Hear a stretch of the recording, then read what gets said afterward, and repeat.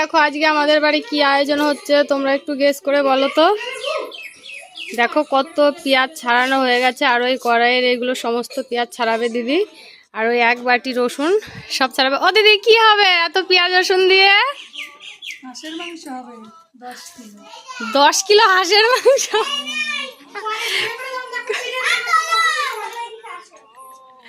মিথ্যা কথা বন্ধুরা, অন্য কিছু বানাবে, সেটা পরে তোমাদের সঙ্গে শেয়ার করছি। এই দেখো বন্ধুরা, তখন তো তোমাদের দেখিয়েছিলাম যে আমার যা পেঁয়াজ ছাড়াচ্ছিল এক কড়াই আর এক গামলা, আর রসুনগুলো তখন ভেজানো ছিল, ছাড়াইনি, এখন সেগুলো রসুনগুলো ভিজাচ্ছে, আর রসুনের সঙ্গে আদা লঙ্কা এই সমস্ত ওইগুলো ছাড়াচ্ছে। আর এখন চলে আসলাম রান্নাঘরের ভিতরে। তো দেখো মাংসগুলো, এক গামলা মাংস এখানে রাখা আছে। তো এত মাংস দিয়ে কি করবে দেখা যাক। আর এই দিকে কড়াইতে আবার আর এক কড়াই মাংস, দুই দিকে, এদিকে এক গামলা মাংস, এদিকে এক কড়াই মাংস, আর ওইদিকে ছোট্ট একটা হাঁড়িতে কি ভাত। এত মানুষের ভাত কি ওই হাঁড়িতে হবে? তো চলো দেখি আবার কি হয়, এইটুকু হাঁড়িতে কি ভাতে হবে দেখা যাক। তো দেখো মাংসর কালারটা কিন্তু খুব সুন্দর আসছে, এখনও মানে কমপ্লিট হয়নি, সব কিছু দিয়েছে, দিদি রান্না করছে। আর এদিকে বাচ্চাগুলো বাইরে খেলা করছে, আর আমি একটু ভিডিও করছি। দিদিকে বলছি যে তুমি রান্না করো, আমি একটু ভিডিও করি। তো সেই জন্যই আমি একটু ভিডিও করছি তোমাদের সঙ্গে শেয়ার করব বলে। আর ওই হাঁড়ির ভাত না বন্ধুরা, ভাত হবে, ভাত না সরি, তোমরা তো বুঝতেই পারছো সব কিছু দেখে যে কি হবে কি না হবে। এই ধামাই ছিল সেই চালগুলো, তিন কিলো বোধ হয় চাল, এদিকে মাংস 3-4 কিলো। তো ওইদিকে দিদি ওইগুলো রান্না করছিল, আর আমি পেঁয়াজগুলো এই ঘরে বসে কাটছিলাম, ফ্যানের সামনে বসে, কারণ রান্নাঘরে প্রচণ্ড গরম। আমি বললাম যে মেয়ে ঘরে বসে পেঁয়াজটা কেটে দিচ্ছি।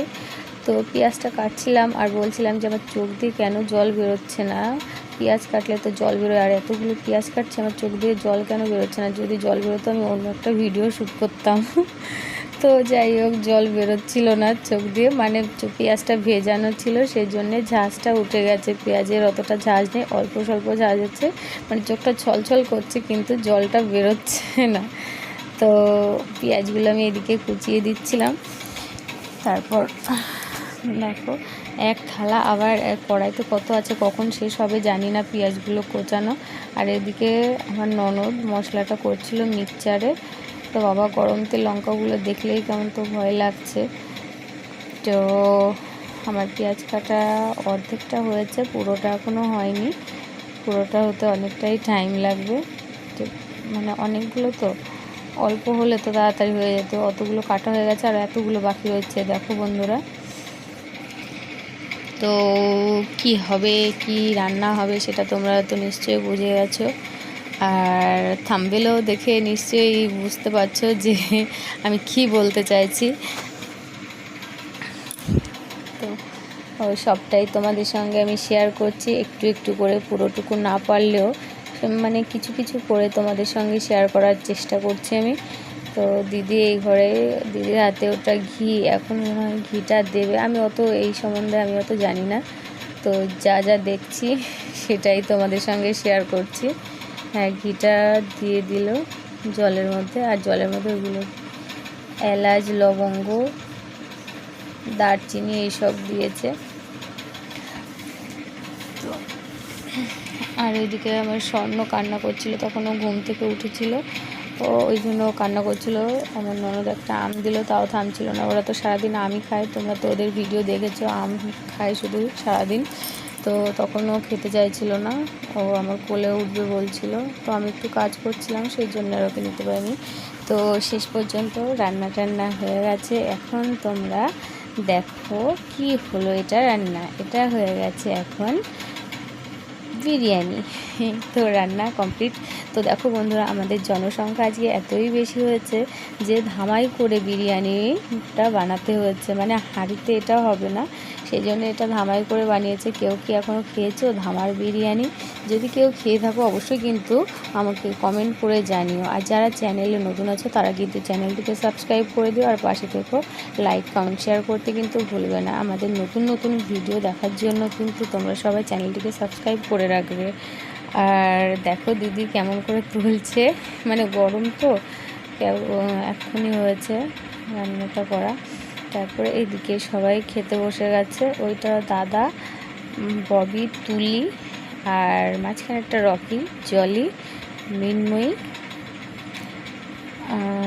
সবাই খাচ্ছে ভালোই। আর এটা হচ্ছে আমার ননদের বর, মানে নন্দাই, আমরা বলি নন্দে জামাই, যে যা বলে। এটা হচ্ছে রোহিত, আর ওইটা হচ্ছে রূপম। তো সবাই খেতে বসে গেছে, আর আমি ওদের কাছে বসে একটু ভিডিও করছিলাম, আর কে কী নেয় সেটা ওদের দিচ্ছিলাম।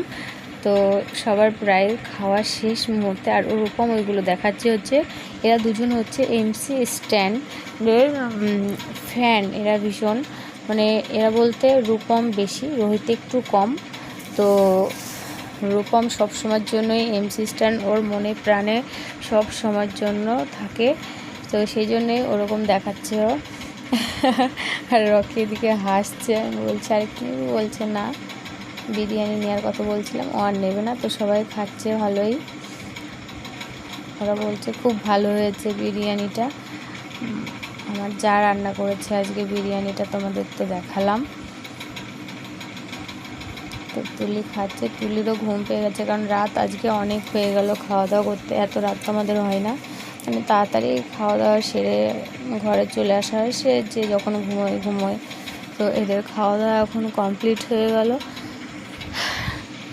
রোহিত এখনও হয়নি, একটু বাকি আছে। আর আমিও এদিকে একটা প্লেটে কটা নিয়ে বসে পড়েছি, কিন্তু আমার প্রচণ্ড ঘুম পাচ্ছিলো। আমাকে দেখেই তো তোমরা বুঝতে পারছো যে আমার কতটা ঘুম এসেছে। তো আজকের ব্লগটা এই পর্যন্তই বন্ধুরা, তোমরা সবাই সুস্থ থাকবে, ভালো থাকবে। তো এরপরে আরও কী করি না করি সেটা তোমাদের সঙ্গে শেয়ার করবো। দেখো ওরা মানে খাচ্ছে, তার মধ্যেও এমসি স্ট্যান্ডের ভিডিও দেখছে। ওরা এত বড় নাকি এমসি স্ট্যান্ডের ফ্যান। তো দেখো গামলায় আরও রয়েছে, আর তো কেউ নেবে না। তো ঠিক আছে, আজকে এই পর্যন্তই। Tata, bye bye, good night সবাইকে।